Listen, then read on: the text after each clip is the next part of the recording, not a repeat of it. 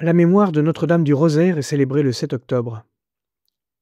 Instaurée par le pape Grégoire XIII, elle célèbre la victoire de Lépante le 7 octobre 1571, une bataille maritime opposant l'armée des chrétiens d'Europe à celle des Turcs, bataille à laquelle la France ne participa pas, soit dit en passant. Cette fête signifie que c'est bien l'intercession de Marie qui a permis d'emporter la victoire. Mais elle revêt un sens bien plus profond quand on se rappelle que le rosaire est fait pour nous faire méditer les mystères de la vie du Seigneur. Les mystères joyeux de la naissance et de l'enfance de Jésus, les mystères douloureux de sa passion et les mystères glorieux de sa résurrection, auxquels se rajoutent par l'action de saint Jean-Paul II en 2002, les mystères lumineux de la vie publique de Jésus. Cette fête nous met donc en présence de Marie qui médite toutes les choses de la vie de son Fils dans son cœur. Elle nous invite à la rejoindre et à s'unir à elle dans sa prière, comme les disciples le firent au Jardin des Oliviers juste après l'Ascension. C'est la dernière fête mariale du calendrier romain, en ce mois d'octobre qui est traditionnellement le mois du rosaire.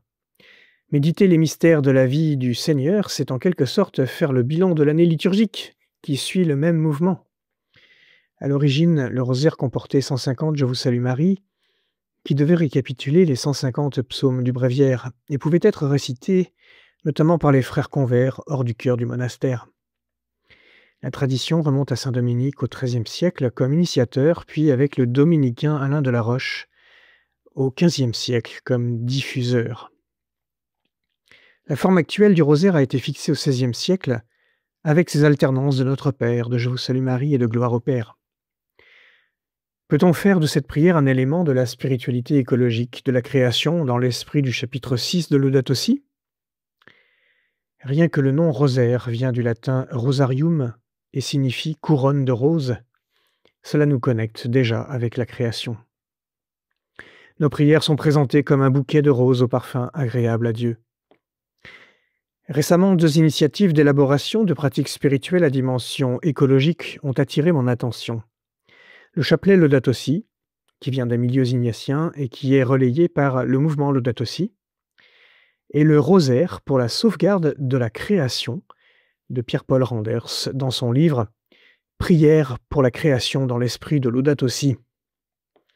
Le premier ne prend du chapelet que le nom et consiste en une répétition de certains vers du Cantique des créatures de saint François d'Assise. Il est présenté comme suit par ses promoteurs, je cite « En priant le chapelet, nous pouvons cultiver notre capacité à contempler le don de la création avec étonnement, émerveillement et gratitude. Et comme saint François, considérer la création comme notre frère et notre sœur. C'est cette spiritualité écologique dont parle le pape François dans Laudato Si, qui peut renforcer notre foi et d'où naissent les motivations pour alimenter la passion de la préservation du monde. Ce n'est d'ailleurs pas exceptionnel comme pratique car il existe de multiples formes de chapelet, comme celui à Saint-Michel par exemple. La deuxième initiative est en revanche un rosaire commenté du point de vue de l'écologie intégrale, ce qui colle plus à notre fête du jour.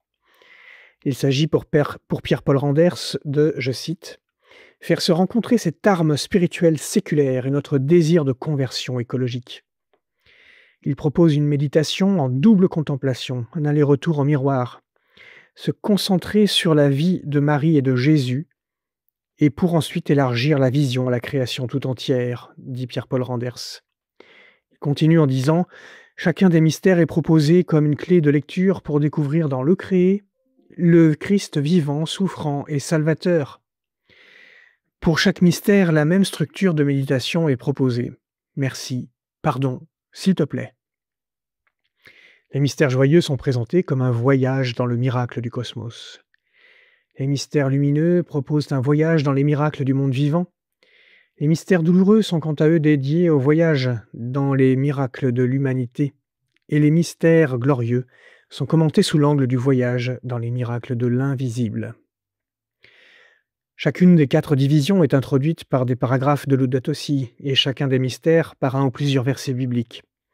Cette pratique renouvelée du rosaire permettra de suivre cette recommandation du pape François dans Laudato Si au paragraphe 241. Je cite « Non seulement elle garde dans son cœur toute la vie de Jésus qu'elle conservait fidèlement, mais elle comprend aussi, Marie, maintenant le sens de toute chose. C'est pourquoi nous pouvons lui demander de nous aider à regarder ce monde avec des yeux plus avisés.